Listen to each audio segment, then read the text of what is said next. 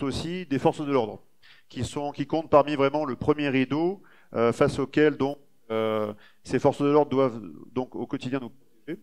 Elles sont donc les premières à intervenir quand donc nous avons des situations possibles aussi de prise d'otages ou autres, et elles en sont également les premières victimes parce qu'il y a eu des blessés, il y a eu des décès parmi ces forces de l'ordre. Mais quand des forces de l'ordre sont touchées en intervention, ce sont aussi des personnes qui ont des familles, qui ont également des maris quand il s'agit de personnes qui sont donc des femmes et heureux aujourd'hui donc d'accueillir une association qui est l'association Soft ONG. Soft ONG qui est une organisation non gouvernementale, comme son nom l'indique, et qui a pour vocation de protéger toutes les personnes, hommes et femmes, qui portent un uniforme. Et donc pour aussi aujourd'hui nous parler eh bien, de la dimension familiale, personnelle, et qui peut être très dramatique de ces forces de l'ordre et donc de toutes ces personnes sous les uniformes. Aujourd'hui, Virginie Dorel, qui est responsable de la communication de Soft ONG.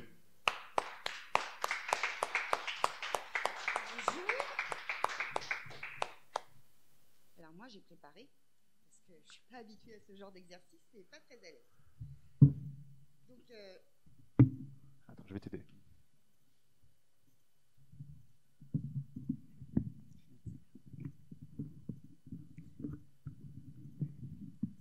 Bon. Donc bonjour à tous. Donc je me présente, donc Virginie Dorel. Je suis la chargée de communication et des relations de Soft ONG. Donc une ONG qui est toute jeune, qui a été créée en début d'année, mais avec des personnes qui se battent depuis des années pour les forces, donc toutes les forces. Donc ONG donc non gouvernementale, d'intérêt général et surtout sans étiquette ni syndicale ni politique. On ne veut pas être accroché. Donc l'acronyme de SOFT, enfin plutôt SOFT est l'acronyme de soutien aux forces du territoire, donc toutes les forces confondues, que ce soit nos militaires, nos pompiers, nos policiers, nos gendarmes, la pénitentiaire, la douane, tout le monde, et ainsi que les blouses blanches. Parce que voilà, il y a le bleu, il y a le blanc et il y a le rouge. Alors pour commencer, on va aborder le sujet qui font que nous, citoyens, vivons dans l'insécurité la plus totale, tout comme ceux dont le métier donc, de nous protéger, mais auxquels on ne donne pas ni les moyens humains ni matériels pour le faire. Donc pour commencer, je vais vous parler d'un sujet qui nous touche trop souvent dans notre chair, qui est la résultante de tous les problèmes rencontrés et de plus en plus par les forces du territoire, celui des suicides. Alors je vais me permettre de vous donner quelques chiffres des dernières années. Donc en 2018, nous avons eu 92 suicides. La famille police a perdu 36 des siens. La gendarmerie, 33. La douane, 3. La police municipale, 8. La pénitentiaire, 5. Nos militaires, 3. Et nos pompiers, 4. Nous avons passé l'année 2019, qui a été une catastrophe. 2019, 103 suicides. La police 57. La gendarmerie, 18. La pénitentiaire, 5. Nos militaires, 8. Pompiers, 5. Et la police municipale, 10. C'est des années qui se suivent et qui se ressemblent. Il n'y a pas de diminution, ça augmente tout le temps, et c'est toujours la même chose. À ce jour, pour 2020, la famille police a perdu 20 des siens. La gendarmerie, 3. La police municipale, 2. Les militaires, 2. Les pompiers, 2. La pénitentiaire, 3. Et la douane, 1. Soit un total en 2 ans et demi environ de 228 suicides. Au moins 228 familles qui sont endeuillées et pas moins de 400 orphelins de père ou de mère. L'administration a pour habitude d'attribuer ces nombreux suicides à des problèmes d'ordre privé, en oubliant que souvent le travail est la réelle cause et que l'un ne va pas sans l'autre. Un policier ou un gendarme, H24. Quand il retire son uniforme, ça ne fait pas lui un citoyen lambda. Il reste policier, il reste gendarme, il reste militaire. Malheureusement, beaucoup d'entre eux sont obligés d'aller vivre loin de leur travail, ont des horaires atypiques, et cela ne permet pas de passer suffisamment de temps en famille. Ils sont corvéables à souhait, et rappelés aussi bien sur les repos que sur les congés. Et je me permets de faire une parenthèse. Les heures supplémentaires dont on a parlé, ces fameuses heures supplémentaires non payées dépassent l'entendement. Et dans le privé, si c'était arrivé, les patrons seraient déjà au prud'homme et certainement en prison. De ce fait, vous comprendrez bien que pour que les suicides puissent être imputés donc à la vie privée, encore faudrait-il qu'ils en aient une. Ces conditions de travail scandaleuses des forces de l'ordre, un nombre de suicides, les principaux intéressés en ont connaissance, que ce soit l'administration, les hiérarchies, le ministère de l'Intérieur ou même notre président. D'ailleurs, pour cause, le rapport de la commission d'enquête parlementaire de 2018 en fait très largement état. Il y a moins d'une semaine, pas moins de 32 députés de partis politiques différents ont co-signé une tribune à ce sujet où ils rappellent, je cite, et je finirai sur ce chapitre des suicides sur ces mots. Sans sécurité, l'exercice de notre propre liberté est impossible. La sécurité, c'est le premier bien des Français. Nous ne devons pas l'oublier en soutenant chaque jour ces hommes et ces femmes qui portent cette charge. On va revenir aux conditions de travail de nos forces de la République. En s'y intéressant au minimum, chacun aura pu voir passer des photos de véhicules dans un état lamentable. Un état d'usage qui ne passerait pas au contrôle technique pour le commun des citoyens lambda, mais qui pour autant ne choque en rien ces hauts fonctionnaires d'État qui laissent nos anges bleus travailler dans des corbillards. Ne parlons pas des locaux, enfin plutôt si, parlons-en. À l'heure où les droits de l'homme et la Cour européenne, trop occupés à s'offusquer des conditions indignes des détenus en garde à vue ou en centre pénitentiaire, en oublient ceux qui passent le plus clair de leur temps dans des locaux insalubres, miteux, inondés à chaque orage avec les risques que cela comporte, et à qui on demande l'impossible avec du matériel informatique obsolète, où un certain service doivent acheter eux-mêmes le papier pour la photocopieuse afin d'imprimer les dépôts de plaintes ou procédures pour leurs victimes. Mais ceci n'est un détail quand on se penche sur le matériel de sécurité individuelle, comme les gilets pare-balles dont les dates de péremption sont dépassées très largement. Les armes, mais aussi les cartouches qui ne seront de toute façon d'aucune efficacité face aux hommes en possession d'armes lourdes.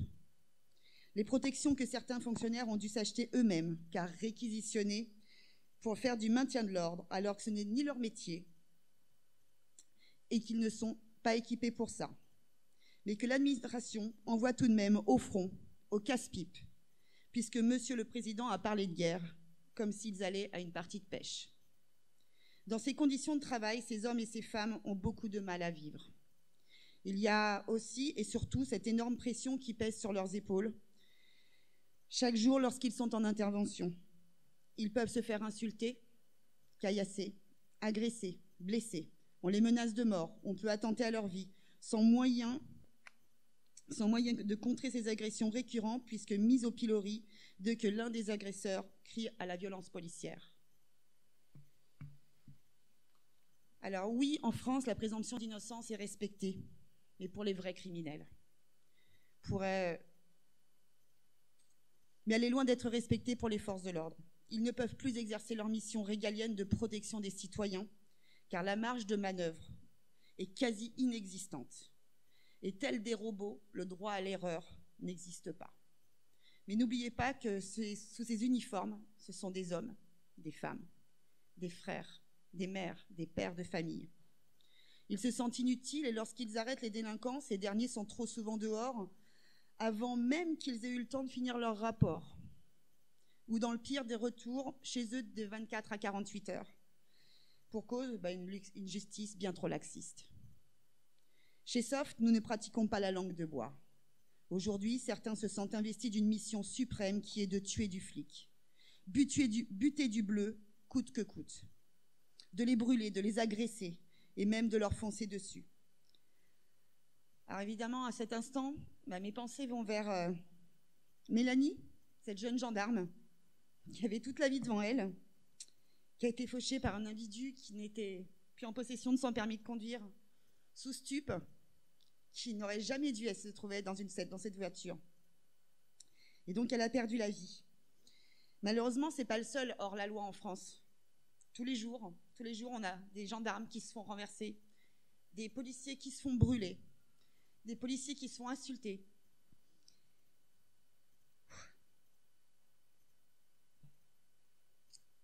Il y a eu des appels à la purge des forces, des appels à se suicider. Et comme visiblement pour certains ça ne suffit pas, donc des appels au meurtre, des menaces sur les portes des domiciles, sur les boîtes aux lettres, des véhicules personnels brûlés ou taillés avec des messages de haine ou de mise à mort sans que ça ne choque personne ou presque. Certains s'octroient le droit d'afficher leur nom, leurs photos sur les réseaux sociaux sans que la justice ne les condamne, mais pire, en leur donnant presque raison. À croire que le drame de Magnanville ne les a pas effectivement marqués. Les menaces de mort, de viol, de torture sur les conjoints, les enfants et sur leurs familles. Les enfants à qui on dit, surtout ne dis pas que maman ou papa est policier ou gendarme, simplement pour éviter qu'ils se fassent défoncer à l'école. Que ce soit policier, gendarme, surveillant pénitentiaire, aucune raison, aucune réponse pénale. C'est le néant, pas de message fort. La justice n'agit pas. Cette justice qui continue, elle aussi, à relayer les identités dans les procédures, alors que l'anonymisation totale de ces procédures est demandée depuis de nombreuses années. Il semblerait que le quota de pertes humaines n'ait pas été atteint. Pourtant, nous recensons pas moins de 23 331 agressions sur nos forces en 2019, ce qui fait environ 110 agressions de policiers, pompiers ou gendarmes par jour. Il y a tant à dire et surtout à dénoncer. Nous n'oublions pas non plus de dénoncer également les agressions de pompiers, devenues récurrentes dans certains quartiers. Les pompiers qui n'ont aucun rôle répressif, mais qui pourtant payent le prix. Ils ne se déplacent que pour sauver des vies et sont maintenant obligés de le faire accompagner des forces pour leur propre sécurité. Là aussi, j'ai quelques chiffres. En 2017, 2800 sapeurs-pompiers agressés. En 2018, plus de 3411 pompiers agressés. En 2019, près de 4127 sapeurs-pompiers agressés. Ça fait plus de 200% d'agressions supplémentaires en 10 ans. Et rien n'est fait. Chez Soft, nous ne pourrons pas rester muets face à toute cette violence, face à ce carcan dans lequel les hautes sphères, la bien-pensance et autres associations placent nos hommes et femmes en bleu depuis bien trop longtemps. Mais malgré tout, j'aimerais préciser que Soft, nous ne cautionnons pas non plus ni l'acceptable. Et pour autant que jamais nous tolérons l'amalgame soit fait, sous prétexte que quel réel cas d'abus de pouvoir ou de bavure policière ait été commise. Nous sommes conscients qu'il y a des personnes qui sont dans nos rangs et qui n'ont plus besoin d'y être. Nous aimerions rappeler également qu'avant d'être force de la République ou famille des forces, que nous ayons un gilet bleu, un gilet jaune, un gilet rouge, peu importe la couleur, nous sommes tous, avant tout, citoyens français. Et que si nous voulons que la France retrouve sa sérénité, et là je sais que je ne vais pas me faire des amis chez les vignobles, mais nous devons tous mettre de l'eau dans notre vin. Enfin, pour conclure, notre vœu le plus cher est que demain, le seul gilet porté par tous soit le gilet tricolore. Et je vais finir par une citation de Martin Luther King qui dit « Nous devons apprendre à vivre ensemble comme des frères. Sinon, Nous allons mourir tous ensemble comme des idiots. Alors, le couple de Magnanville, évidemment, ça a été tragique. Ça nous a tous extrêmement choqués. Parce que voilà, c'est pas simplement... C'est à la famille qui se sont attaqués. Je pense à leur petit bout qui était là, qui... Voilà, perdre ses parents dans des circonstances comme ça, c'est catastrophique. Malheureusement, alors, des décès dans ce type, à ma connaissance, il n'y en a pas eu d'autres. En revanche, des agressions de ce type, oui.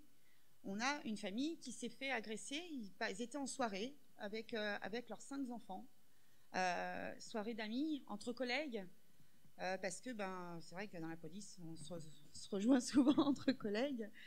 Et en sortant de cette soirée, donc des personnes l'ont reconnu, les personnes l'ont suivi. Ils ont voulu, ils ont coincé. Le père de famille est sorti de son véhicule en disant qu'il était policier, en pensant que ça allait minimiser les choses. Et en fait, ça n'a fait qu'accélérer l'agression. Ils s'en sont pris donc à la maman. Son mari s'est retrouvé par terre, il ne pouvait plus bouger, il était... voilà. Et un des grands enfants s'est pris une grande claque, oui. Enfin, je veux dire, voilà, l'agression en elle-même, elle a été très, très, très, très dure pour la famille, avec un suivi psychologique, mais pas par la boîte, hein. Enfin, je veux dire, voilà, clairement, personnel. Puisque elle a été agressée parce que son mari était policier, mais la police nationale a décidé que de toute façon, elle était que la femme, donc voilà. Donc ça, c'est une chose.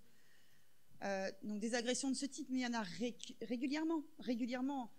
On a encore eu une agression là il y a très très peu de temps d'un couple hors service qui se sont fait agresser simplement parce qu'ils étaient policiers. On a des personnes qui se font agresser par un CRS hors service qui s'est fait agresser, qui n'a pas voulu répondre parce qu'en face, son agresseur, c'était une femme noire. Et parce qu'il a eu peur de tout cet amalgame et qu'il a eu peur d'être traité de raciste. Et donc, il n'a rien fait. Il a pris les coups et il n'a rien dit. Il ne les a pas rendus. Et ça, c'est plus possible. Enfin, moi, j'estime que c'est pas normal. C'est pas normal. Comme tout à chacun, on a tous un métier. Je vois pas les éboueurs se faire suivre chez eux parce qu'ils ont mal ramassé les poubelles. Enfin, je sais pas. Mais pour autant, voilà, c'est... Tu dis avec beaucoup de justesse, tu parles de cette confrontation de nos forces de l'ordre au quotidien avec la violence. Parce qu'ils ont le monopole légal et légitime de la violence, ils en font usage pour que toutes les libertés puissent être respectées. Mais faisant usage de cette violence, ils sont aussi confrontés à une violence exacerbée tous les jours, ce qu'on a appelé un ensauvagement de la société. Et étant des êtres humains comme toi et moi, ils sont amenés à faire des interventions, ils voient tout ce qu'on peut voir. De la misère humaine, familiale, des choses très dures, des choses... J'ai été par exemple en brigade, quand on partait en patrouille, parfois donc, aller voir des différentes familles, différentes choses, ça peut être sur un spectre très très large. De la plus petite violence strictement verbale à une violence très dure, et à voir jusqu'à même des agressions, des meurtres, voire des suicides, différentes choses très dures. Je ne sais pas quelle est la couverture, par exemple, psychologique dans les forces de police nationale. Et ce que je sais par contre, moi, pour avoir été en gendarmerie auparavant, c'est qu'encore en 2008, quand j'y étais encore, nous avions donc la bagatelle de 4 psychologues pour 100 000 personnes. 4 psychologues pour 100 000 personnes. Or, quand on partait sur les accidents avec les hommes et les femmes, les femmes et hommes sous les uniformes, pardon, on voit des choses qui sont terribles au bord de la route. Ça peut être dans l'accidentologie, ça peut être dans les familles. Et donc on est confronté vraiment à ce que la vie peut avoir de plus cru, de plus terrible, de plus tragique. Or, la psyché est vraiment touchée dans ces moments-là, et il faut qu'il y ait vraiment un soutien psychologique très fort pour justement éviter ce que tu as dit, qu'il y ait autant de suicides dans les forces, parce que les personnes rentrent chez elles ensuite, elles sortent, elles tombent leur uniforme, elles rentrent chez elles, et elles redeviennent papa, maman, frère, sœur, tante et tout ça. Sans quitter. Voilà, et en fait, il n'y a pas eu ce qu'on appelle un petit peu de sas de décompression entre l'extrême violence qu'ils ont pu avoir juste avant, et ensuite le retour à la maison. Alors bien sûr, ce sas existe quand il y a des prises d'otages, différentes choses, il peut y avoir des forces pour ça, Mais pour le quotidien, il n'existe quasiment rien qui a été mis en place pour justement prévenir tout ça. C'était le seul élément que je voulais rajouter et que t'as bien fait. une histoire personnelle aussi. Et pour le coup, non, ça n'existe pas. Et non, alors attends, je vais aller jusqu'au bout, Daniel, si tu me permets. En fait, ce qui n'existe pas, tous les jours, ils croisent des choses qui peuvent rapporter à la maison, qui peuvent parce que voilà, c'est des humains. C'est des humains et que comme tout à chacun, et ben, il y a, voilà, on a un cœur, hein, on n'est pas fait de marbre. Et quand on rentre à la maison, parce qu'on a trouvé un gamin en bas âge qui s'est fait défoncer par ses parents ou qui s'est fait violer par le voisin ou peu importe, qui a eu un accident de voiture où on ramasse des gamins dans une voiture enfin, voilà, des gamins zombies dans une voiture, ils rentrent à la maison avec ça. Bien souvent, ils ne veulent pas en parler à la maison parce que ben, d'en parler, ça peut, voilà, pour la famille, c'est pas bien. Mais donc c'est vrai qu'ils n'ont pas du tout de ça. Mais c'est des choses qui se passent au quotidien en fait. Donc ça voudrait dire qu'il faudrait qu'il y ait des psys dans tous les commissariats à chaque fin de service. C'est récurrent. C'est ça. Donc ça, c'est juste impossible. Alors oui, quand il y a des grosses choses, quand il y a des attentats, quand il y a des cas graves, là, bon, moi j'ai souvenir d'une amie travaillant sur le 7e qui, ils ont perdu un petit bout de 18 mois qui s'est étouffé avec une crêpe, truc tout bête. Voilà, vous emmenez votre fils manger une crêpe et il s'étouffe avec, il meurt. Il y a eu effectivement un psy qui est arrivé pour essayer de faire la paix avec tout ça, parce que c'est pas facile, ça reste un enfant. Donc oui, il y a des choses qui sont très très compliquées, et il y a beaucoup de choses qu'ils ne peuvent pas ramener à la maison, mais pour le coup, ils les ramènent quand même, parce que voilà, H24, ils sont policiers ou gendarmes.